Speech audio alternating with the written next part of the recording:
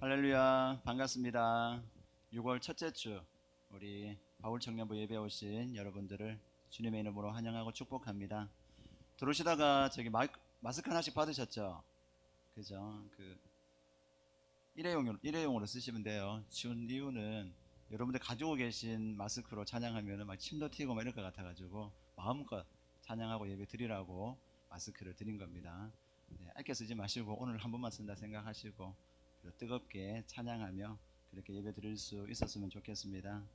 아직 코로나 사태가 언제 끝날지 알 수 없지만은 지금 주어진 상황 안에 우리 모두가 또 힘을 함께 모아서 잘 이겨내면은 이 시간이 끝났을 때에 더 좋은 성숙함이 우리 공동체 가운데도 있을 것입니다. 우리 시간 또 우리 마음을 다잡아서 사도신경으로 우리 신앙을 고백하며 예배를 시작하도록 하겠습니다. 나는 전능하신 아버지 하나님 천지의 창조주를 믿습니다. 나는 그의 유일하신 아들 우리 주 예수 그리스도를 믿습니다. 그는 성령으로 잉태되어 동정녀 마리아에게서 나시고 본디오 빌라도에게 고난을 받아 십자가에 못 박혀 죽으시고 장사된 지 사흘 만에 죽은 자 가운데서 다시 살아나셨으며 하늘에 오르시어 전능하신 아버지 하나님 우편에 앉아 계시다가 거기로부터 살아있는 자와 죽은 자를 심판하러 오십니다. 나는 성령을 믿으며 거룩한 공교회와 성도의 교제와 죄를 용서받는 것과 몸의 부활과 영생을 믿습니다. 아멘. 그 사랑 함께 찬양하도록 할게요.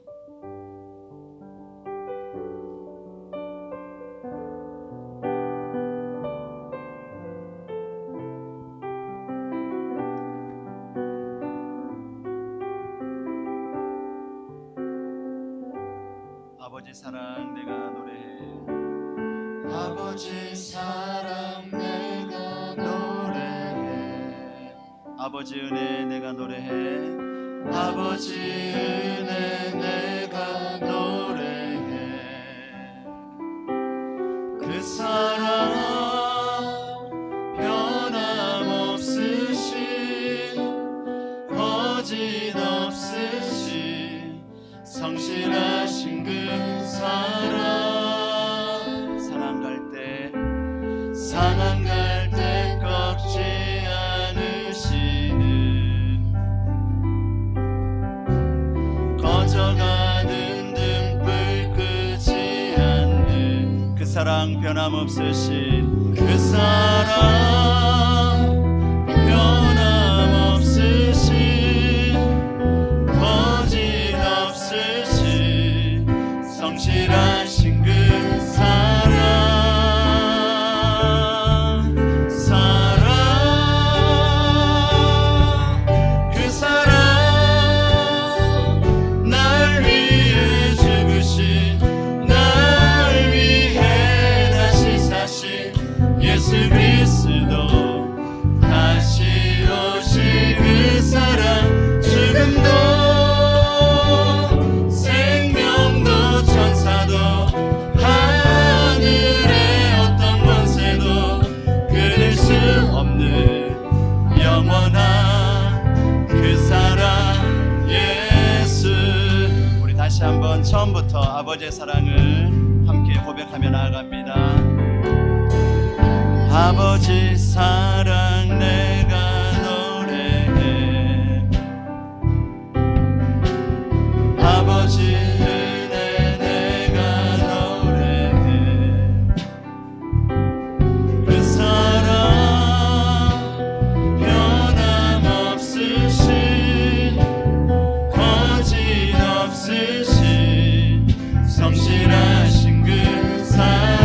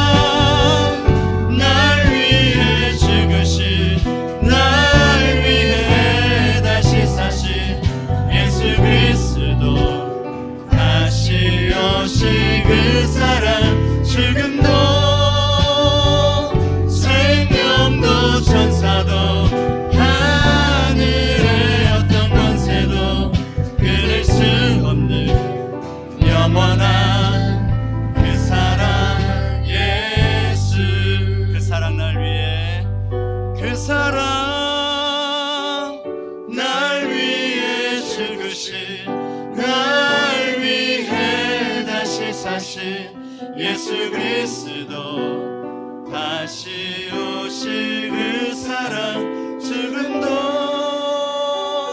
생명도 천사도 하늘의 어떤 권세도 끊을 수 없는 영원한 그 사랑 예수 영원한 그 사랑 영원한 그 사랑 예 마지막으로 영원한 그 사랑 영원한 그 사랑 예수 주님의 사랑은 영원합니다. 그 사랑을 우리가 영원토록 노래할 수 있기를 바랍니다. 우리 계속해서 힘차게 박수치면서 슬픈 마음 있는 사람 찬양하도록 하겠습니다. 슬픈 마음 있는 사람 예수 이름 믿으며 영원토록 변함없는 기쁜 마음 다시 한번 슬픈 마음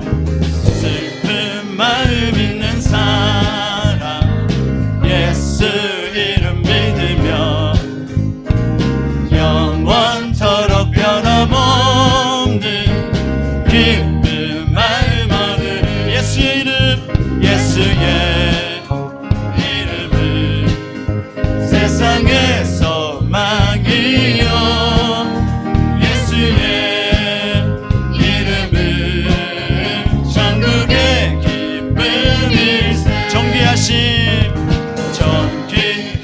주의 이름 우리 기쁨 되도다 주의 품에 안길 때에 기뻐 찬송 다시 한번 존귀하신 주의 이름 우리 기쁨 되도다 주의 품에 안길 때에 기뻐 찬송 부르 예수의 이름은 세상의 소망이요 예수의 이름은 천국의 기쁨이 우리 갈 길 나간 후에 보좌 앞에 나아가 왕께 경배하며 면류받을 다시 한번 우리 갈 길 나간 후에 보좌 앞에 나아가 왕께 경배하며 면류받을 드리리 예수의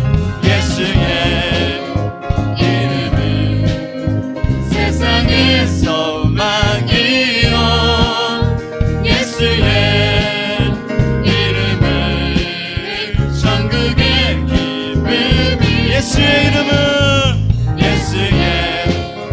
이름은 세상의 소망이요 예수의 이름은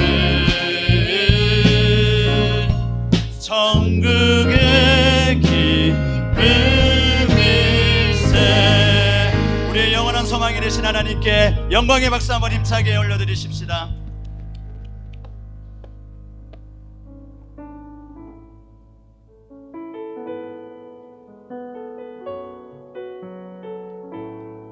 자주 부르지 않던 찬양인데요, 가사를 생각하며 믿음의 고백으로 같이 한번 배우며 부르도록 하겠습니다.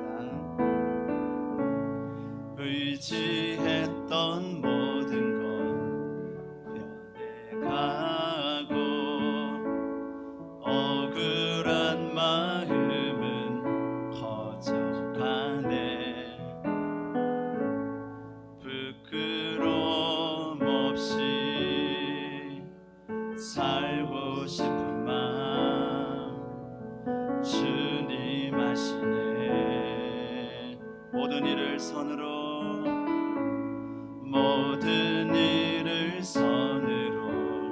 이겨내고 죄의 유혹을 따르지 않네. 나를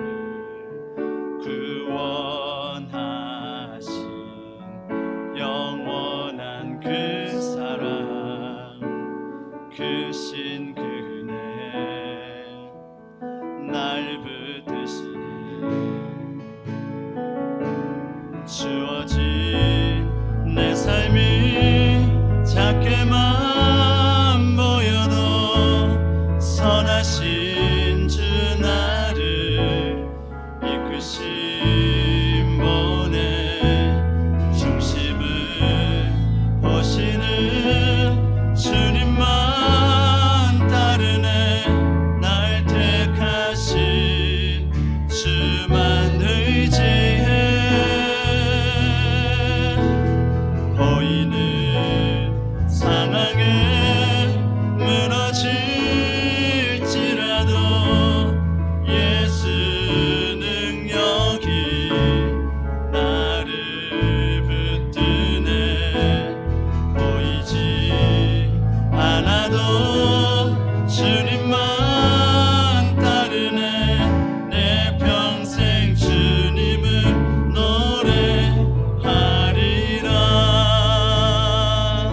우리 다시 한번 찬양할 때 내가 주님만을 의지합니다. 나는 부족하지만은 하나님이 함께 하시기 때문에 늘 나에게 소망이 있습니다 라는 마음으로 다시 한번 찬양하도록 하겠습니다. 의지했던 모든 것 변해가고 억울한 마음은 거듭하네. 부끄럼 없이 살고 싶은 마음 주님 아시네. 모든 일을 선으로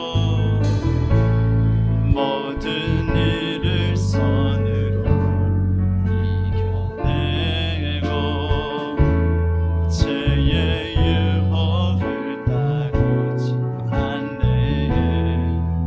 나를 구원하신 영원한 그 사랑, 그 신 그네 날 붙드시네. 주어진 내 삶이 작게만 보여도 선하신 주 나를 이끄신 분의 중심을 보시는 주님만 따르네. 날 택하신 주만 의지해. 보이는 상황에 무너질지라도 예수 능력이 나를 붙드네. 보이지 않아도 주님만 따르네. 내 평생 주님을 노래하리. 주어진 내 삶이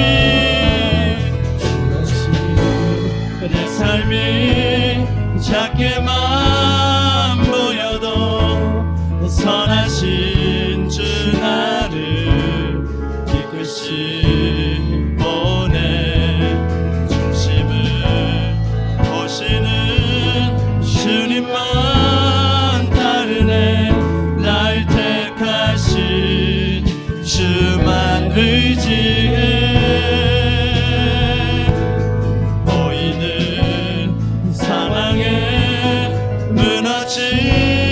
무너질지라도 예수 능력이 나를 붙드네.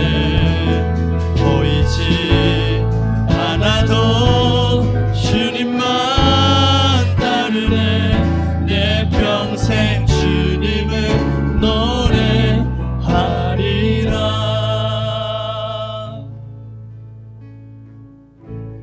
주님과 같이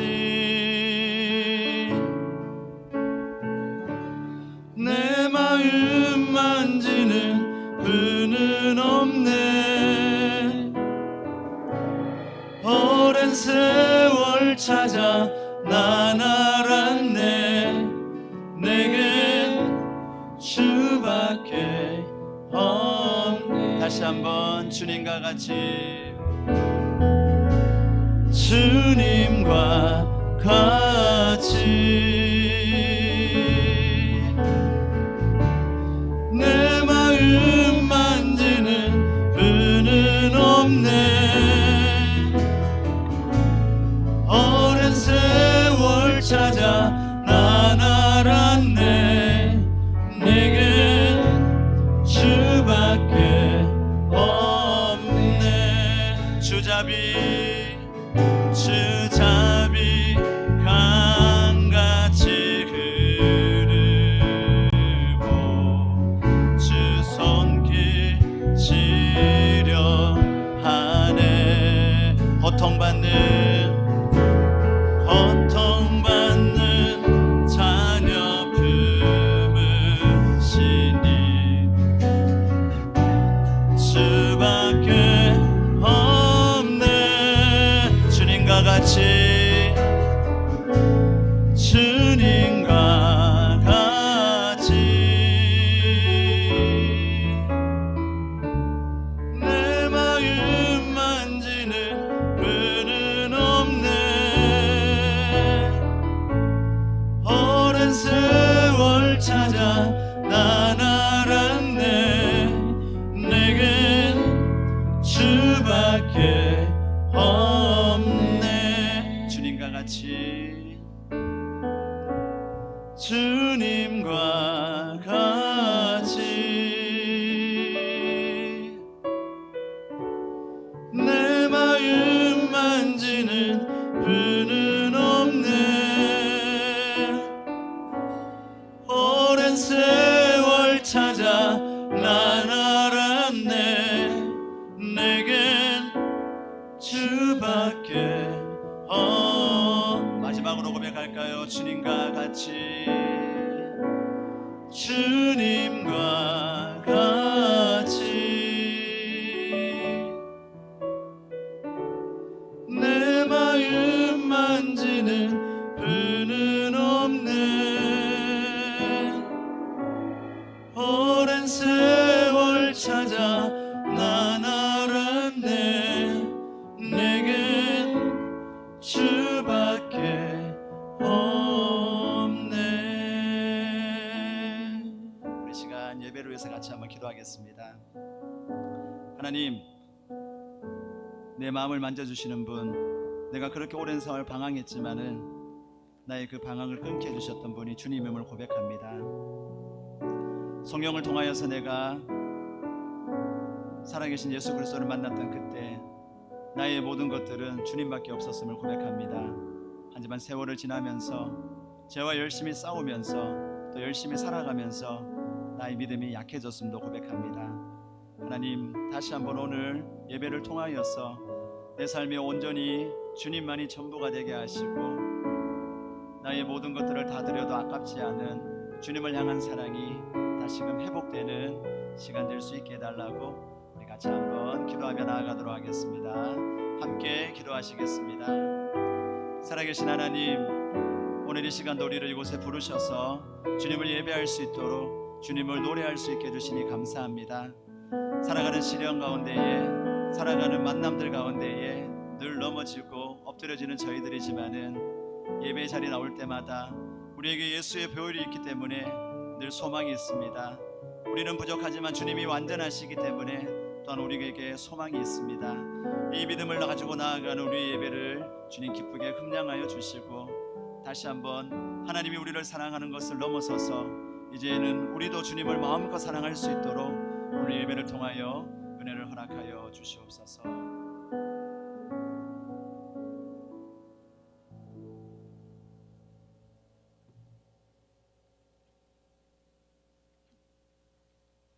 우리 삶의 주인 되신 하나님 아버지, 힘든 상황 속에서도 주님 전에 나와 예배 드리게 하시니 정말 감사드립니다.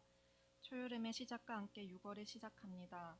무더운 날씨 속에서 마스크 착용을 계속하면서 더욱더 힘들고 지친 일상을 보내고 있습니다. 코로나로 인하여 일상의 생활들이 제한된 가운데 이제는 조금 진정되어 가는가 했으나 다시 기승을 부립니다. 코로나에 감염된 교회들이 사회에 회자되고 있고 다시 교회들이 주목되고 있으니 마음이 답답하고 힘듭니다. 이런 사태가 금방 종식되지 않는다고 생각하니 참담하고 혼란스럽습니다. 주님, 불안한 우리들의 마음을 붙잡아 주시고 바이러스를 이겨내고 차단하여 더는 확산이 되지 않도록 주님께서 간섭하여 주시옵소서. 코로나와 싸우고 있는 의료진들과 자원봉사들의 수고하는 손길 기억하여 주시고 은혜 내려 주시옵소서. 말씀 전하시는 안젤 목사님께 강건함과 성령 충만케 하옵시며 은혜가 넘치는 귀한 시간이 되게 하여 주시옵소서. 찬양팀과 임원들의 봉사하는 이들의 손길을 기억하시고 은혜 내려 주시옵소서. 또한 이 자리에 참석하지 못한 주님의 자녀들을 언제 어디에서나 주님 함께하여 주시고 같은 은혜 베풀어 주시옵소서. 예수님의 이름으로 기도드리며 이제는 주님께서 가르쳐 주신 기도로 다 함께 기도하오니 하늘에 계신 우리 아버지, 아버지의 이름을 거룩하게 하시며 아버지의 나라가 오게 하시며 아버지의 뜻이 하늘에서와 같이 땅에서로 이루어지게 하소서. 오늘 우리에게 일용할 양식을 주시고 우리가 우리에게 잘못한 사람을 용서하여 준 것 같이 우리 죄를 용서하여 주시고 우리를 시험에 빠지지 않게 하시고 악에서 구하소서. 나라와 국능과 영광이 영원히 아버지의 것입니다.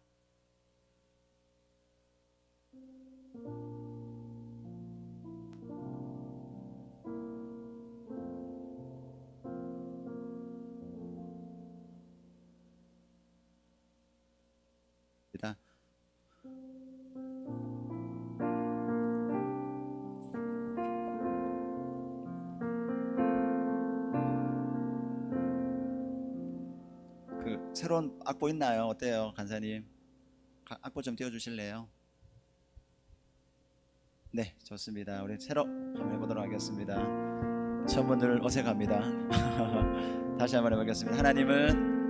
하나님은 당신을 통해 그의 마음을, 그의 사랑과 그의 용서를 나타내기 원해요. 천년이 2번 지나도 당신은 하나님의 사람이죠. 천년이 가도 한 번 더 할까요? 하나님은 당신을 통해 그의 마음을, 그의 사랑과 그의 용서를 나타내기 원해요. 천년이 2번 지나도 당신은 하나님의 사랑이죠. 천년이 가도 영원히.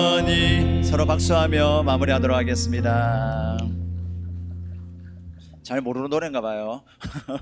그래요. 다음 주부터는 이제 한번 들어봤으니까는 좀 더 뜨겁게 서로 축복했으면 좋겠네요. 광고 말씀 몇 가지 드리도록 하겠습니다. 우리 현장 예배를 코로나 사태 가운데 진행하고 있는데요. 또 이렇게 몇 주 지났다고 또 안일하게 막 이렇게 오시면 안 되고 항상 마스크 착용하시고 그렇게 여러분들이 또 함께 지켜야 하는 것들, 개인이 지켜야 하는 부분들 잘 지켜가지고 그렇게 예배를 드릴 수 있었으면 좋겠네요. 코로나가 자칫 방심하면 알죠. 지금 뉴스 보시면 아시겠지만 순식간에 정말 그죠. 진짜 순식간에 이게 어떻게 되기 때문에 우리가 조금씩 계속해서 조심하는 것에 대한 경계를 놓치지 않았으면 좋겠습니다. 그리고 예배 드리는 실황을 이렇게 녹화해서 유튜브에 올려드리고 있으니까는 예배를 이렇게 부득이한 사정으로 못 드리는 분들은 유튜브 채널을 통하여서 꼭 예배를 드릴 수 있기를 바랍니다. 그리고 팀별 모임은 이렇게 6월달까지는 이렇게 좀 멈추도록 하겠습니다. 6월달까지는 좀 쉬도록 하고 7월 첫째 주부터 이제 다시 팀별 모임도 재개하도록 할 테니까는 그때까지만 보고 싶은 분들이 있어도 조금 참아주시면 고맙겠습니다. 지난주 청년의 날 선물 드렸는데 잘 받으셨나요? 그죠? 혹시나 깜빡하고 이렇게 지난주 못 와서 못 받은 분이구나, 아니면 이렇게 깜빡하고 안 받아가신 분은 오늘도 있으니까는 오늘 마지막입니다. 이제 직접 수령해 가는 거 오늘이 아니면 없으니까는 오늘 뒤에서 꼭 좀 임원들 통해서 받아가시면 고맙겠습니다. 그리고 코로나19 기도 제목이 기록되어 있습니다. 위하여서 계속해서 기도해 주시면 고맙겠습니다.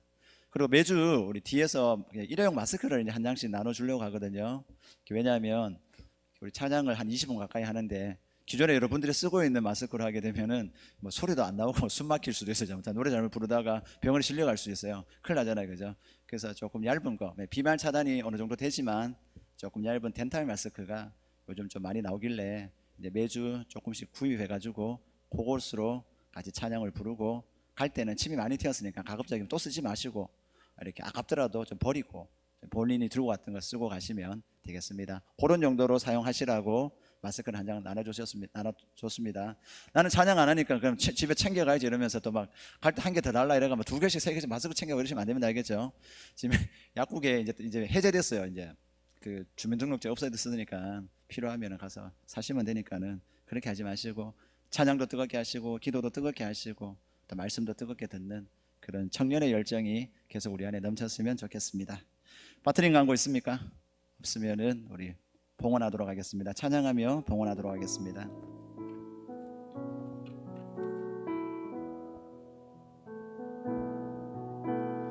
날 위해 십자가에서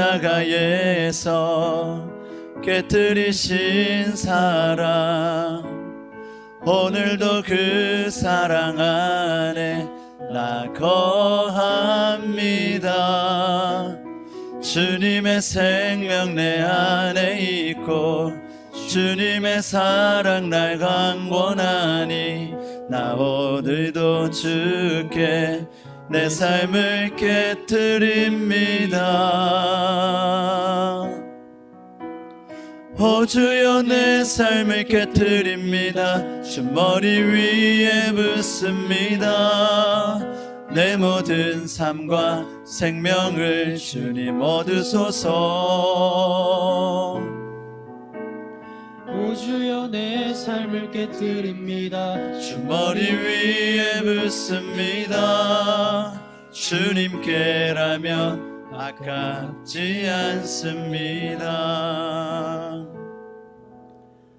살아계신 하나님, 오늘도 그 사랑에 감사함으로 또 주의를 기억하여 바삐 살았지만은 하나님과 한 약속 때문에 또 이곳에 나와 우리로 하여금 아버지께 예배드릴 수 있게 해주시니 감사합니다. 코로나의 힘듦과 또 무더워지는 날씨로 인하여서 우리 청년들 많이 지치고 힘든 시기를 보내고 있습니다. 하나님, 힘들고 어려울 때마다 한숨만 쉬지 않게 하시고 그 마음을 주님 앞에 올려드리는 기도의 불꽃이 우리에게 일어나게 하여 주옵소서. 그래 하나님이 해주시는 위로와 하나님이 새롭게 해주시는 은혜를 통하여서 이 힘든 시간들을 잘 이겨낼 수 있는 모든 기도의 용사들, 우리 바울 청년부 지체들 다 되게 주님 도와 주시옵소서. 오늘도 예배 가운데 나올 때에 귀한 마음들 담아 작은 정성으로 예물을 올려드립니다. 주님이 늘 우리의 중심을 보시는 줄로 압니다. 하나님, 이리리 드리는 그 마음들 흠량하여 주시고, 혹여라도 간절한 기도의 제목이 있다라면은 주께서 속히 응답하여 주셔서 주님의 은혜로 살아가는 삶이 영원토록 끊어지지 아니하도록 하나님 물된 동산의 축복을 허락하여 주시옵소서. 예수님 이름으로 기도드립니다. 아멘.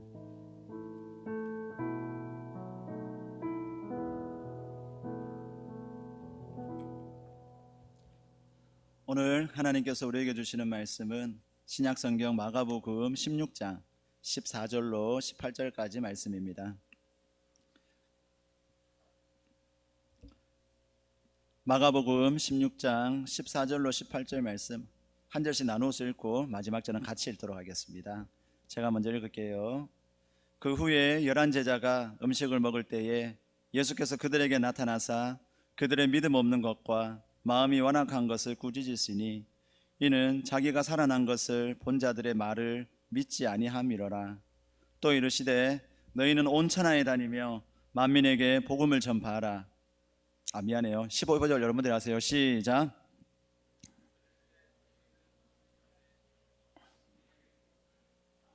믿고 세례를 받는 사람은 구원을 얻을 것이요 믿지 않는 사람은 정죄를 받으리라.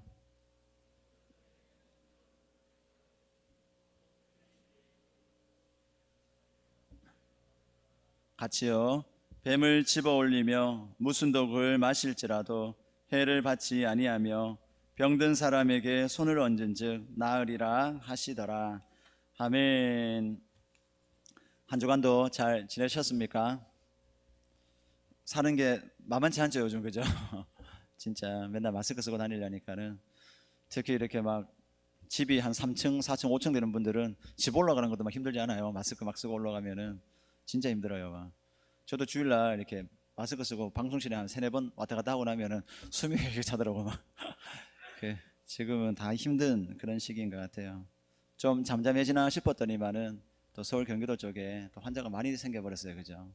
그래가지고 제발 이렇게 다른 지역으로 불똥이 안 튀고 잘 마무리되었으면 좋겠는데, 안 그러면 또 우리 그나마 누리고 있던 자유마저도 또 다 아마 또 축소되지 않을까 그런 염려가 좀 있습니다.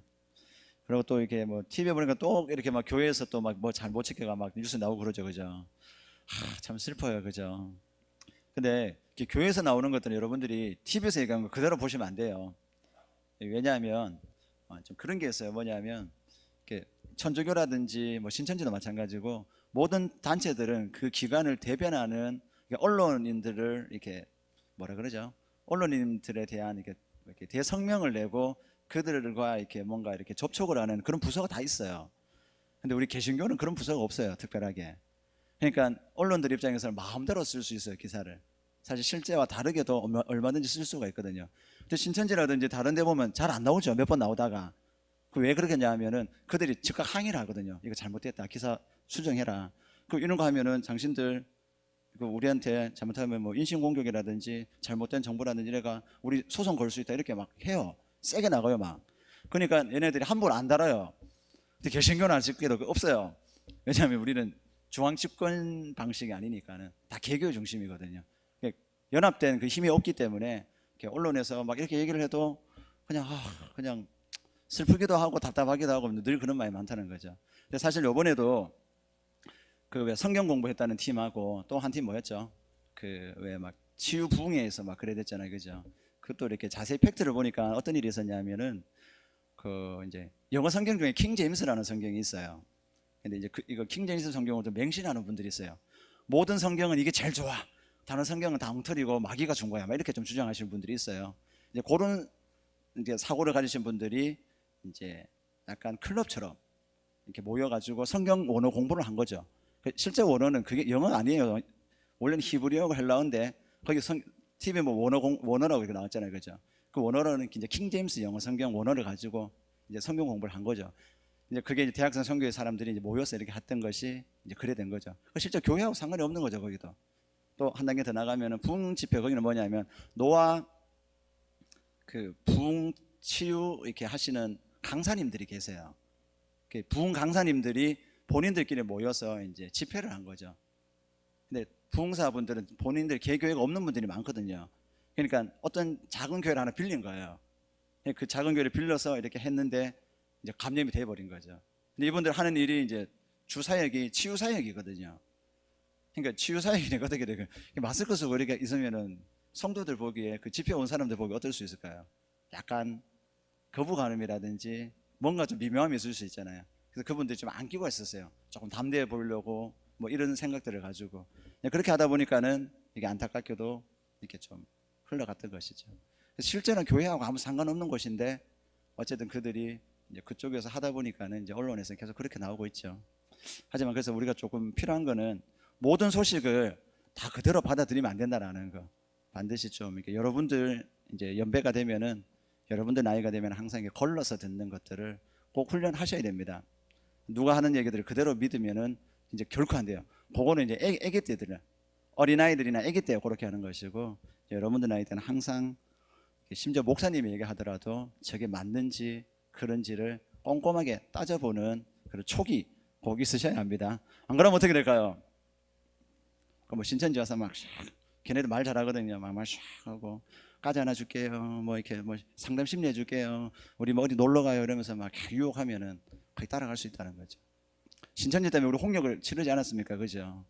그 신천지는 항상 작전이 뭐냐면 사람의 연약함, 그 연약함을 치고 들어오거든요. 그 사람의 연약함 중에 하나가 사람들은 대부분 좀 그럴듯하면은 그냥 그대로 수용하는 능력이 있거든요. 어느 정도 그 사람에 대한 신뢰가 생기면 그 사람이 하는 말을 100% 믿는 좀 그런 게 있거든요. 그런 것들을 좀 이용하는 거죠. 그 신뢰를 이제 만들기 위하여서 이제 우연으로 이렇게 만남도 가장하고 여러 가지를 만드는 거죠. 막 그래서 접촉되어져 버리면은 나중에 이상해질 수 있다는 거죠. 오늘은 그래요. 뭐 하여튼 코로나 때문에 이제 모든 이제 삶 자체가 바뀌어 버렸고 앞으로 또 어떻게 될지도 장담할 수 없는 그런 시대를 살고 있지만은 분명한 거는 이제 시대는 또 우리 인류 시대는 농경 사회를 지나서 그다음에 뭐였죠? 산업화 시대였죠, 그죠? 산업화 시대 다음에 뭐였죠? 디지털 시대였잖아요, 그죠? 이제 이 다음 시대로 넘어가는 것 같아요. 이 코로나가 그렇게 만든 것 같아요. 그럼 그 다음에 오는 시대는 뭐가 될까요? 다시 농경 사회로 갈까요? 다 접촉 못하니까 자급자족해야 되고 뭐 이런 걸까요? 그건 아니겠죠, 그죠? 이제 또 다시 이제 가는 시대는 뭐냐면은 초디지털 시대로 갈 겁니다. 그러니까는 직접 서로 만나지 않아도 모든 업무가 가능한 시대. 소위 말하는 AI라든지 홀로그램 막 이런 것들이 이제 본격적으로 시작되는 시대로 급속도로 갈 거예요. 그리고 이게 뭐 갑자기 나온 얘기가 아니라 이미 정부나 모든 이제 기업에서 준비를 하고 있었는데 이제 이 시기에 맞춰서 지금 본격적으로 많이 이렇게 하더라고요. 정부에서도 지금 추경을 어마어마하게 많이 편성해가지고 어느 산업에 지금 투자를 하냐면은 이 디지털 쪽이에요. AI라든지 이런 쪽. 이쪽에 엄청나게 지금 투자를 하겠다라고 지금 계속 뉴스에 나오더라고요. 그래서 여러분들이 지금 조금 청년대에 이게 힘들 수는 있지만은 조금 도전이 될 만한 것도 있어요. 그 역설인 거죠. 위기는 항상 뭘 가져옵니까? 기회를 가져오잖아요, 그죠? 여러분들이 만약에 이 초디지털 세대에 필요한 부분들을 공부하고 실력을 쌓는다라면은 거기에 다른 사람들보다도 훨씬 더 앞서 나갈 수 있는 그런 일들이 생기는 거죠. 그래서 유튜브라든지 영상을 작업하고 편집하고 녹화하는 거라든지 영상으로 이렇게 뭡니까 면접하는 거라든지 이런 것들을 연습하셔야 돼요.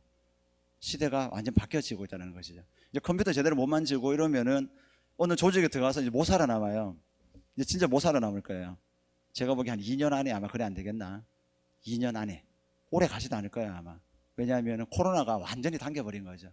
원래는 한 10년이나 20년 정도 뒤에 올 거라고 많이 예측했었던 것 같은데 지금 급속도로 빨리 오고 있다라는 겁니다. 맨날 서론이 길다 그죠? 어쨌든 그렇습니다.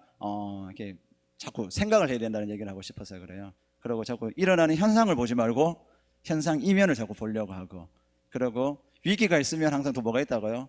그렇죠. 당연히 기회가 있다는 거죠.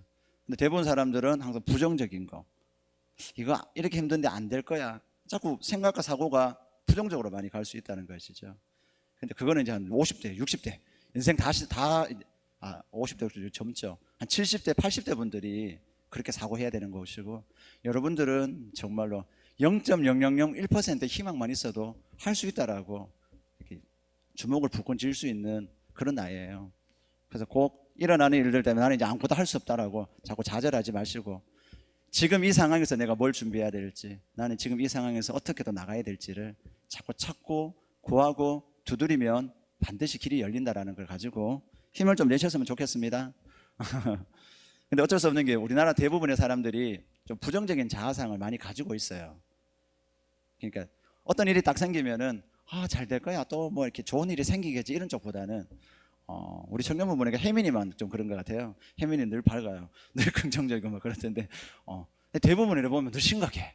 이렇게 예배 들어도 그렇고 이렇게 만나서 얘기를 해도 그렇고 보면 다 심각해요. 요즘은 청년도 심각하고 어른도 심각하고 다 심각해요 요즘은. 근데 그게 꼭 환경 때문에 그런 게 아니라요, 우리가 살아왔던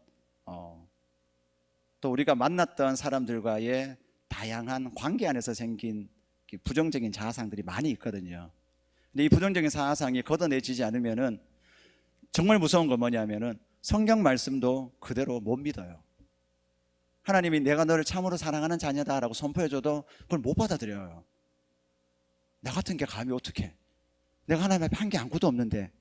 계속 이렇게 안에서 올라오는 이제 반응이 뭐냐 하면은 항상 부정적으로, 하나님의 축복과 선한 약속이 있다 하더라도 자꾸만 부정적으로 모든 것들을 받아들인다라는 것이죠. 그게 사람과의 관계에도 맞물려져 있고, 성경을 읽고 해석할 때도 그렇고, 이게 모든 상황에 있는 거죠. 그러니까 늘 심각하고 피곤하고 소위 말해서 좀 짜증나기도 하고 이런 삶이 계속 반복될 수밖에 없다라는 것이죠. 저도 최근에 그 고대 심리학 교수님인 한성열 교수님이 하던 어떤 게 조그마한 강의 비슷한 영상을 하나 봤었는데, 그분이 그런 얘기를 하시더라고요. 그 사람이 그 인간이 동물하고 가장 다른 점이 있다라면은 뭘까요? 또 갑자기 심각해지고 있네, 그죠? 다른 게 뭐가 있냐면은 이렇게 우리는 영혼이 있잖아요, 그죠? 이렇게 영과 혼과 육으로 쳤었을 때에 동물들도 이렇게 육과 혼은 있어요, 그죠? 근데 영혼이 없는 거죠. 영혼이 있으면은 뭐 다른 거 다 제껴놓고 가장 근원적으로 뭐가 있냐 하면은 존재의 근원에 대하여서, 즉 나는 누구인가, 나의 정체성에 대하여서 유일하게 고민하고 그것을 찾으려고 하는 존재가 어떻게 보면 인간이라는 거죠. 동물 중에 그 어떤 동물도 그런 일을 하진 않아요. 뭐 철학으로 치면 이걸 완전히 형이상하게죠, 그죠? 학문으로 치면 완전히 형이상인 거죠. 답도 없는 거죠, 어떻게 보면은. 근데 그거를 시간을 투자하고 여러 가지 방법들을 동원해서 찾는 유일한 존재가 어떻게 보면은 인간이라는 것이죠. 근데 그럼 이제 다시 얘기를 하면은, 이 사람이 어렸을 때부터 보통 이제 한 사춘기 때부터 이제 찾아 나가잖아요. 내가 누구인지 막 갑자기 일어나잖아. 엄마 아빠가 나를 대해왔던 학교에서 배웠던 게 교과서와 다르네 막 이러면서 뭔가 이제 막 꿈틀꿈틀거리는 게 있다는 거죠. 사고가 확장되기 시작하는 거죠, 사춘기 때부터. 그런 가운데에 이제 어느 정도 20살 정도 나이가 되면은 본격적으로 나는 누구인 거고, 나는 이 땅에 와서 어떻게 뭘 해야 되는지에 대하여서 정말 진지하게 고민들을 많이 하죠. 그럴 때 이렇게 실질적으로 자기 자신이 누구인지를 이렇게 한번 얘기해 보라고 묻잖아요, 누가. 그 당신 누굽니까? 이렇게 얘기를 하면은, 특히 한국 사람들은 대부분 다 부정적인 자아상을 갖고 있기 때문에, 나는 공부를 못하는 사람이에요. 나는 얼굴도 안 예뻐요. 나는 이것도 못해요. 나는 저것도 안 되고, 다 자기를 누구냐고 물어보면은 다 그렇게 얘기를 해요, 거의 다가. 아니면 내가 가진 직업, 아니면 내가 누구 집 아들내미. 실제로 자세히 들어보면은 본인에 대한 정체성이라고 보기보다는 한마디로 얘기하면은 누군가가 그 사람을 이렇게 했던 지속적인 평가들 있죠. 특별히 가족이라든지 친구라든지 좋은 선배라든지 선생님이라든지, 내가 이제까지 살아오면서 만났던 정말 영향력을 나에게 끼쳤던 사람들이 나에게 해줬던 그 말들과 평가 있죠, 그죠? 그게 거의 보통 자기 자신이라고 생각하고 많이 산다는 거죠. 한번 생각해 보시다. 여러분의 부모님이 여러분들에게 긍정적인 말씀을 많이 해주셨나요? 아니면은 부족함이 드러날 때마다 늘 잔소리 하듯이 다 일깨워 주셨나요? 어떤 것 같아요? 내가 만약에 내 스스로에 대하여서 정말로 건강한 자아상이 있지 않다라면은 부모님이 되었든지 친구가 되었든지 그 많은 사람들이 했던 그 평가에 결국 나는 묶여 있다는 거죠. 다시 얘기하면 중요한 건 뭐냐면, 그게 원래 저와 여러분이 아니라는 거예요. 근데 그 본인은 그게 맞다고 생각하고 사는 거죠. 왜냐하면 그 평가 누가 한 겁니까? 부모님이, 친구들이, 나와 관계 맺고 있는 사람들이 나에게 했던 평가인데 내가 그걸 그대로 수용했기 때문에, 정말 그럴까? 고민하고 이렇게 하지 않았기 때문에 그걸 수용한 결과로 그게 나라고 생각하고 사는 거죠. 이거 너무 비극인 거죠, 어떻게 보면은. 마치 이거와 비슷한 거죠. 우리가 이렇게, 여러분들이 태어나서 한 번도 이렇게 여러분 얼굴을 본 적이 있습니까? 자기 자신의 얼굴을 실물로. 물론 거울로 보겠죠, 그죠? 근데 거울을 제외하고는 실제로 본 사람은 아무도 없어요. 하지만 거울을 통하여서 비춰진 모습을 통하여서 내가 이렇게 생겼구나 짐작하는 거잖아요, 맞죠? 일종의 어떻게 보면 추정이죠, 그죠? 여기에 일단 추정이 들어갔습니다. 근데 문제는 이 거울이 만약에 왜곡되었거나 깨졌다면 어떻게 될까요? 그죠? 그러면 나를 향한 평가와 나를 향한 건강한 정체성은 거의 왜곡될 가능성이 아주 높다라는 거죠. 그 미운 오리 새끼 얘기 알죠? 동화책 있습니다. 그런 거, 미운 오리 새끼라는 거. 그게 무슨 얘기냐면은, 어떤 이렇게 집에, 오리집에 오리알도 있고 이렇게 백조알도 같이 있었던 거죠. 근데 오리 엄마가 열심히 둘 다 품는 거예요. 오리알도 쭉 품고 백조알도 품은 거죠. 그렇기 때문에 둘 다 깨어났는데, 이렇게 백조가 다른 애들하고 다른 거잖아요, 그죠? 그러니까 막 오리들이 얘기하는 거예요. 쟤 뭐냐면서, 어째 저래 생겼냐면서 막 계속 얘기를 하는 거예요. 그러니까 이 백조는 어떻게 됩니까? 오랫동안 그 얘기를 듣고 자라니까는 나는 원래 좀 이상한 사람이구나. 나는 원래 해도 잘 안 되는 사람이구나. 백조죠. 나는 그런 존재구나 생각할 수 있겠죠.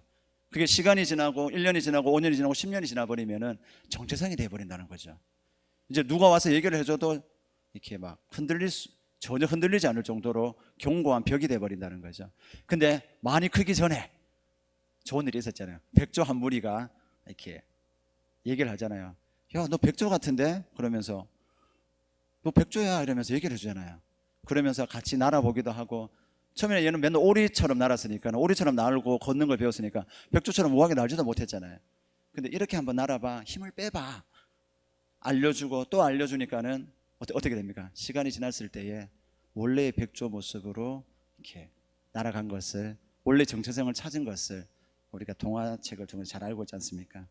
마찬가지로 내가 누구인지, 나의 정체성에 대한 것은 항상 우리가 고민해야 되는 건 뭐냐 하면은, 내 주변에 나에게 영향을 미치는 사람들이 있죠.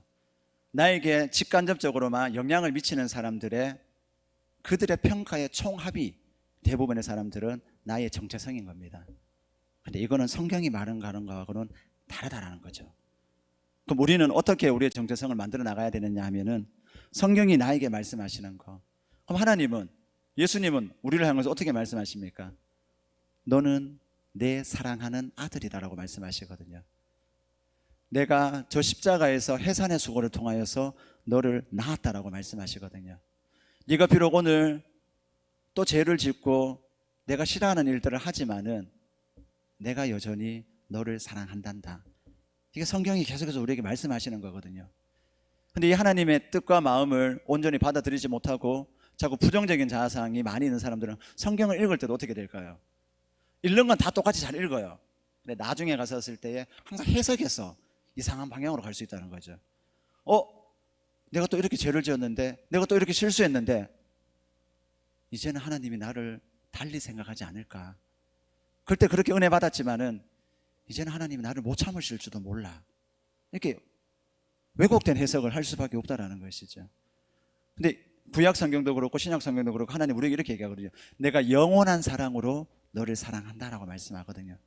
십자가에서 내 아들의 피는 네가 내 앞에 영원히 설 수 있도록 만들어준 내 아들의 귀중한 달이라고 그렇게 말씀하시는 거거든요. 또 우리가 이 하나님의 엄청난 복음과 진리가 선포되어도 그것을 그대로 못 받아들이는 이유가 바로 뭐냐면은 일그러진 자아상 때문이라는 것이죠. 근데 오늘 본문을 보면은 조금 특이한 게 있어요. 지금 본문하고 전혀 다른 얘기하는 것 같아가 막 이렇게 막 헷갈리신 분도 있는 것 같은데, 본문을 보면은 어떤 일이 있었냐면 예수님이 죽으시고 부활하셨어요. 제자들은 3년 반 동안 예수님을 따라다녔거든요. 우리처럼 뭐 일주일에 한 번씩 주일에 와서 따라다니는 식으로 따라다니는 게 아니라요. 이 사람들은 자기가 가지고 있던 집도 팔고 배도 팔고 가지고 있는 거 다 처분하고 예수님 3년 반 동안 따라다녔어요. 같이 동고동락하면서. 근데 그 믿었던 예수님이 돌아가셔 버렸거든요. 이들은 예수님이 예루살렘의 왕이 될 줄 알았거든요. 그래서 우리도 한자리 하고 예수님을 도와서 멋진 나라를 한번 만들어 보자, 이런 기대가 잔뜩 있었거든요.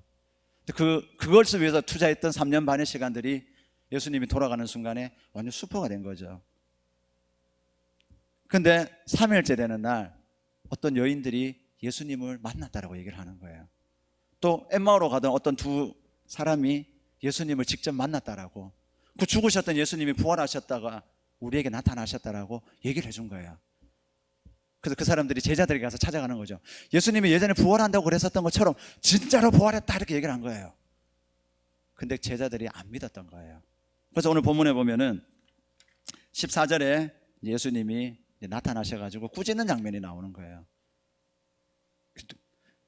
두 가지를 꾸짖죠. 하나는 그들이 예수님이 부활하셨다는 걸 믿지 않은 것을 꾸짖고, 또 하나는 그들이 한 말을 믿지 않은 것에 대하여서, 예수님이 살아난 것에 대한 것을, 말을 믿지 않은 것을 꾸짖고, 하나는 그들이 마음이 너무 완악하다, 마음이 딱딱하다, 이 부분들을 책망하는 것이죠.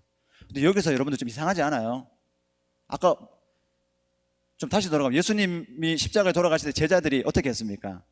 다 배반하고 도망갔잖아요. 맞죠? 한 명도 열애 없이 다 도망가 버렸거든요. 자, 여러분들 입장을 한번 바꿔보십시다. 여러분들이 어떤 사람들을 잘 훈련시켜서 제자로, 뭐 이렇게 피아노 잘 치는 사람 피아노 제자로 키우고, 또 뭐 이렇게 바이올린 잘하는 사람 바이올린 제자로 12명 키웠다는 거예요. 3년 반 동안 열심히 해가지고 했는데, 내가 다시 갔다 올게 그랬는데 하루 없었다고 얘네들이 다 내 배신하고 도망간 거예요. 그 사람들 다시 만났다고 생각해 보세요. 첫 번째 할 말이 뭐겠습니까? 너네가 어떻게 그럴 수가 있냐? 어떻게 나를 배신할 수가 있냐? 이거 첫 마디 해야 되는 거 아닌가요? 상식 중에 상식이죠. 그리고 조금 더 열받으면 어떻게 될까요? 그 중에 제일 심하게 했던 베드로 같으면 멱살이라도 좀 쥐고 해초리라도 좀 때리든지 뭐 이렇게 해야 되는 거죠. 근데 그 다음 절 보면 뭐라고 얘기합니까? 15절에 보면 예수님은 그들에게 사명을 주셔요. 멱살도 안 잡으시고 사명을 주시고 있어요. 만민에게 가서 복음을 전파하라. 믿는 자들은, 믿고 세례를 받는 사람들은 구원을 받을 것이고, 그들에게는 놀라운 일들이 생길 것인데, 새 방언을 말하는 일들, 손을 얹으면 치유가 일어나는 일들, 독을 먹어도 해를 입지 않는 일들, 이런 놀라운 일들이 일어날 것이라고 주님이 약속을 해줘요. 사명도 주시고 그 사명에 대한 나의 초자연적인 능력도 그들에게 부어주겠다라고 약속해주고 있죠. 좀 다르죠, 뭔가. 우리가 알고 있는 상식적인 뉘앙스랑은 좀 다르죠. 근데 이렇게 성경은 안 이룬다는 거예요, 대부분의 기독교인들이. 그러니까 어떻게 돼요? 아, 예수님 부활해서 안 믿었구나, 끝. 아, 예수님 무덤을 전폐해야 되는구나, 끝. 맨날 진도가 안 나가요, 거기서. 그러니까 무슨 로봇가 책 읽는 거 똑같은 거죠. 사고도 안 하고. 근데 이런 일이 자꾸 우리에게 일어난다는 거죠. 그게 왜 그러냐 하면은, 물론 바빠서 그런 것도 있겠지만은, 우리 안에 부정적인 자아상이 많잖아요. 그러면 일단은 저자세를 자꾸 취하게 되죠. 일단은 저자세. 특히 권위 있는 사람에 대하여서는 무조건 저자세를 취하게 돼 있어요. 내가 하고 싶은 말도 못하고, 궁금하고 이해가 안 되면은 물어봐야 되는데 그거 자체가 안 되는 거죠. 그래서 예수님이 돌아가시기 전에 제자들에게 그런 얘기 해주잖아요. 이제 너희가 내 말을 듣고 내 안에 거하면 너희는 내 친구라고까지 말씀해 주셨잖아요. 친구 사이가 어떤 친구 사이죠? 어떤 얘기도 할 수 있는 사이잖아요, 그죠? 근데 우리는 예수님을 그렇게 생각하지 않는다는 거죠. 그분은 하늘에 계시고 지금도 나를 감시하시고, 내가 예배를 안 드리거나 11조를 땡가 먹거나 또 밖에 나가서 죄를 짓거나 술을 마시거나 기타 등등을 하면은 나는 억압 가운데에, 나는 그분으로부터 또 심각한, 이렇게 뭐 소위 말하는 어른분들 자정에 나를 치실지 모를 거야, 이렇게 많이 생각한다는 거죠. 근데 오늘 본문을 한번 보셔요. 정말 예수님이 목 잡아야 될 사람들 목을 한 명도 안 잡았다는 거예요. 유일하게 꾸짖은 것은 하나밖에, 왜 안 믿었냐, 이거밖에 없는 거예요. 아닌가요? 제가 잘못 읽은 건가요? 왜 안 믿었니 너네, 나 부활한다 그랬잖아. 그것만 뭐라 해요? 배신한 거에 대한 일말의 얘기도 하지 않으셔요. 그리고 그들에게 뭐라고 얘기합니까? 사명을 주세요. 배신당한 사람한테 여러분들 사명 줄 수 있겠습니까? 한번 생각해 보세요. 그 나를 배신했던 사람에게 여러분들의 가업을 물려줄 수 있겠습니까? 근데 예수님 그 일을 하고 계신 거죠, 지금. 내가 이 땅에서 했던 일들을 다시 너희들에게 줄 거야, 그렇게 말씀하고 계신 거죠. 그러면 우리는 이 일을 통하여서 무엇을 볼 수 있을까요? 제자들은 이렇게 엉망이었고, 어떻게 보면 실수했었고, 적어도 저와 여러분들 예수님을 배신하고 막 이렇게 막 대놓고 막 그렇게 한 적은 없잖아요, 그죠? 근데 제자들은 그 안타까운 일들을 다 저지르고도 나서도 예수님으로부터 유일하게 책망받은 것은 왜 안 믿느냐는 것밖에 없다는 거죠. 근데 예수님이 정말 여러분들에게도 이렇게 대할 것이라고 생각하시나요? 그게 성경을 바르게 읽는 거예요. 그게 성경을 그냥 읽는 데 의의를 두는 것이 아니라 바르게 이해하는 거예요. 그게 예수님이 지금 나에게 주시는 음성으로 성경을 보는 방법이라는 것이죠. 이게 안 되면 어떻게 되냐면은 계속 그냥 정답 찾기 놀이밖에 없는 거죠.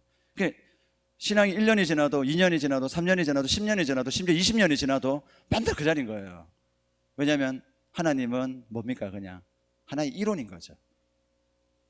이론에서 한 번도 나랑 가까워진 적이 없는 존재인 거죠. 성경을 자꾸 이런 식으로 구하고 찾고 두드리는 방식으로 읽을 때에 이 문자였던 말씀들이 하나님의 인격으로서 우리랑 부딪힘이 일어나고 우리랑 함께하는 동행하는 일들이 일어나기 시작한다는 거죠. 그래서 저와 여러분들이 자꾸만 고민하고 또 생각해야 되는 게 뭐냐면은 내 안에 있는 부정적인 자아상이 있다라는 거. 그 부정적인 자아상들을 냅두면 안 되고 계속해서 걷어내야 된다라는 것을 꼭 기억하셔야 돼요. 그 걷어내는 방법이 바로 뭐냐면 성경이 혹은 예수님이 나를 대하는 방식이 아닌 방식으로 내가 하나님을 대하고 있는 것들을 자꾸 걷어내는 거예요. 그렇게 하면 어떻게 되냐면 하나님과의 친밀함이 여러분들이 금식을 하지 않더라도, 여러분들이 40일 기도를 하지 않더라도 계속해서 나타나요. 그냥 와서 예배 드렸을 뿐인데, 집에서 성경 읽었을 뿐인데 놀라운 일들이 정말 일어나요. 동물과 사람의 가장 큰 차이가 뭐라고요? 영혼이 있기 때문에 생각을 하는 것이고, 더 나아가서는 내가 누구인지 근원적인 것들을 늘 찾는 거라고 말씀을 드렸습니다. 그죠? 이런 마음으로 자꾸 설교를 듣고 내 스스로도 묵상도 하고 이렇게 해야 돼요. 이렇게 안 하면 어떻게 될까요? 아까 말씀드렸죠. 다른 사람이 나에 대한 평가를 나라고 생각하고 일평생 비극적인 인생을 살 수밖에 없다. 이제 끊어야죠. 그죠? 그렇게 살았다 할지라도. 왜냐? 예수님이 십자가에서 그걸 끊어주셨으니까는, 보라, 이전 것은 지나갔으니 새 것이 되었도다 그래주셨잖아요. 그죠? 예수님 때문에 저와 여러분들이 완전히 새 것이 되었단 말이에요. 그러면 그 새로운 것에서 이제 새로운 왕의 자녀로서의 법도를 배워가고, 이게 우리에게 남은 거죠. 또 왕의 자녀가 단숨에 세자가 되는 게 아니잖아요. 그죠? 또 왕이 되는 게 아니잖아요. 어떻게 합니까? 배우고 실패하는 시행착오를 충분히 거치고 나면 어떻게 되나요?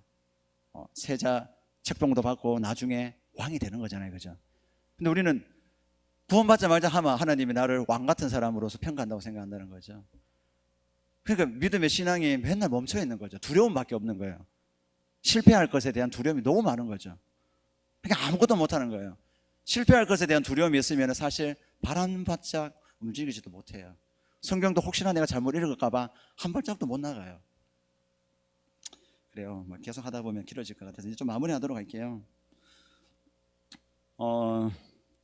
여러분들 주변에 있는 영향력을 미치는 많은 사람들의 평가는 참고용으로만 사용하시기 바랍니다. 참고용으로. 거기에 너무 신경 쓰지 마세요. 그분이 어린이집 원장이라 할지라도, 그분이 내가 맡고 있는 팀장이라 할지라도, 그분이 내 팀 리더다 할지라도, 청년부 목사님이라 할지라도 참고용으로만. 여러분에 대한 정체성에 대한 영원히 변하지 않는 기준은 하나님의 말씀입니다. 여러분들을 향한 정체성의 가장 근원적인 기준은 예수님의 여러분들을 대하는 태도입니다. 근데 봅시다. 오늘 예수님이 왜 이들에게 다시 사명을 줬을까요? 한번 생각해 보세요. 이상하잖아요. 멱살도 안 잡고 다시 사명을 줬다는 거죠. 제자들이 아까 처음에 어떻게 했다 그랬죠? 재산도 버리고 저것도 버리고 주님을 따랐다 그랬죠. 맞죠? 그때 제자들의 그 마음이 진정성이 있었을까요? 없었을까요? 저는 100% 있었다고 봐요. 하나님은, 예수님은 뭘 본 거죠? 그들의 그 처음 중심된 마음만 계속 보셨던 거예요. 그 처음 중심된 마음이 시간이 지나면 바뀔 수도 있고 넘어질 수 있다는 것을 예수님은 아셨지만은, 예수님은 저 같으면 재현이가 예수님을 향해서 처음 가지고 나왔던 그 마음 태도 있죠. 그 중심을 영원토록 존중해 주신다는 거예요. 그 마음으로 계속 우리를 대해 주신다는 거죠. 그래서 멱살을 안 잡으신 거죠. 저한테만 그렇게 할까요? 아니죠. 여러분들한테도 그렇게 하시는 거죠. 네. 얼마나 감사한데요, 우리 주님이. 그래서 딴 거 다 잊어먹더라도 오늘 꼭 기억하셔야 됩니다. 여러분들이 예수님 앞에 한 번이라도 진지하게 서본 적 있죠? 수련회 갔잖아요. 한번 생각해봐요. 좀 오래돼서 한 번 정도는 있을 거라는 거죠. 정말 진솔했던 마음이죠. 그 마음 예수님은 영원히 기억해 주신다는 거예요. 그렇기 때문에 멱살 잡는 일들, 내 실패하는 일 때문에 주님이 우리의 멱살을 잡는 일들은 하시지 않는다는 거죠. 오히려 어떻게 합니까? 다시 가서 말씀을 전해라. 나는 너희 진정성을 안다. 나는 항상 너희 중심을 보고 있다. 너희 부족한 것은 내가 채우겠다. 이게 하나님이 우리를 향해서 끊임없이 위로해주고 격려해주는 메시지라는 것이죠. 그래서 절대로 널브러져 있지 마세요. 절대로 실패했다고 그 자리에 눌러 있지 마세요. 왜냐하면 그거는 사람들이 만든 평가일 뿐이라는 거죠. 예수님이 나에게 뭐라고 얘기하지? 성경은 나에게 뭐라고 하지? 항상 고민하셔야 된다는 거죠. 근데 예수님은 우리를 항상 중심만 보신다라는 거, 그것을 꼭 잊지 않으셨으면 좋겠습니다. 시간이 많이 지나가지고 오늘은 제가 기도를 한번 하고 그렇게 마칠 텐데요. 예수님은 항상 그러셔요. 우리가 예수님을 사람들과의 관계 안에서 혹은 교회 안에서의 내보다 신앙의 선배들과의 관계 안에서 그렇게 예수님을 대하지 않고 성경이 말씀하고 있는 예수 그리스도, 성경을 잘못 해석하지 않은, 성경을 좀 더 입체적으로 본 해석에서 나온 그 예수 그리스도가 우리를 대해 주셨던 방식으로 우리가 예수님을 좀 이해해 주기를 늘 바라신다는 것이죠. 그래서 우리가 주님 앞에 많은 것들을 하는 게 중요한 것이 아니라요, 단 한 번의 진정한 그 고백도 하나님 앞에서는 되게 귀한 거라는 것이죠. 그래서 우리가 해야 될 것은 뭐냐면, 실패 또 할 수 있다는 것에 대하여서 부담을 갖지 마시고 계속해서 예수의 보혈은 나를 깨끗해 하고 늘 하나님과의 관계를 연결시켜 준다, 그 믿음을 가지고 계속해서 나가라는 거예요. 부족한 것이 있으면 기도하시고, 뭐 코로나 때문에 엉망이고 뭐 이러고 나는 지혜도 없고 뭐 컴퓨터도 모르는데 어떡하지? 그런 게 안 중요해요. 하나님, 이 시대가 이렇게 바뀌어가는데 제가 이제 뭐 지금 배우고 있는 걸로서는 답이 없을 것 같아요. 새로 뭔가를 해야 될 것 같은데요. 근데 나 능력도 없고 어떻게 해야 될지도 모르겠어요. 하나님 좀 도와주세요. 길을 열어주세요 하고 기도하고 한번 시작해 보셔요. 정말로 믿고 기도하고 시작해 보시라니까요. 정말 도와주세요. 내 맨날 엉망으로 살고 술 먹고 그랬는데 하나님 내 기도 들어주실까? 두 번째가 거짓말이라니까요. 오늘 본문이 그걸 얘기하는 거예요. 믿음만 있다라면은 계속해서 하나님과 교제할 수 있고, 믿음만 있다라면은 하나님의 도우심을 계속 받을 수 있다는 거예요. 근데 율법에 묶이게 되어지면은, 행위에 묶이게 되어져 버리면, 다른 사람들의 평가에 묶여져 버리게 되면은 진도가 안 나간다. 이것을 꼭 기억하셔가지고 다가오는 한 주, 또 코로나 때문에 일어날 앞으로의 많은 시대 가운데에 어떻게 나는 다른 사람들과 경쟁해서 이기겠다는 것이 아니라 어떻게 또 새로운 시대에 새로운 방식으로 하나님 앞에 쓰임 받을까를 많이 고민하셔가지고 또 하나님이 주시는 것들을 많이 누리시면서 세상 가운데에 주님이 오늘 우리에게 주신 유일한 사명 뭡니까? 온 천하에 다니면서 만민에게 복음을 전하라 그랬잖아요. 복음을 전하기 위해서 노래도 좀 잘 부르시면 좋잖아요. 복음을 전하기 위해서 돈도 좀 있으면 좋잖아요. 복음을 잘 전하기 위해서 여러분들이 사회적인 지위가 높으면 좋잖아요. 근데 우선순위만 안 바뀌면 된다는 거죠. 왜 돈을 많이 법니까? 왜 좋은 결혼을 하려고 합니까? 왜 좋은 직장을 얻으려고 합니까? 그게 우선순위가 되지 마시고, 하나님 만민에게 복음 전하는 나에게 사명 주셨잖아요. 그거 하고 싶은데 나 이런 식으로 나가면 사람 나 쳐다보지도 않을 것 같은데요. 뭐 좀 줘보세요. 이런 고민과 기도가 우리에게 많이 있어야 한다는 것이죠. 그렇게 할 때 하나님이 반드시 도와주실 것입니다. 배반했던 제자들도 도와주셨는데 하물며 저와 여러분들이겠습니까? 반드시 도와주십니다. 기도하겠습니다. 하나님 감사합니다. 우리의 삶이 늘 녹록하지 않고 늘 실패 많이 하는 것을 누가 얘기하지 않아도 너무나도 잘 압니다. 하지만 그 어떤 것에 가도 하나님이 해주시는 위로와 하나님이 우리에게 들려주시는 격려의 음성은 들을 수 없는 시대임도 고백합니다. 오늘 함께 나눈 이 메시지가 지쳐있는 우리 바울 청년부 지체들의 심령을 울릴 수 있는 메시지가 되게 하시고, 다시금 이 시대 가운데에 널브러져 있는 것이 아니라 나도 온 천하의 복음을 증거하기 위하여서 하나님 나도 이것을 좀 주십시오라고 믿음의 열정을 가지고 믿음의 액션을 할 수 있는 그런 도전이 있는 시간이 되게 하여 주시옵소서.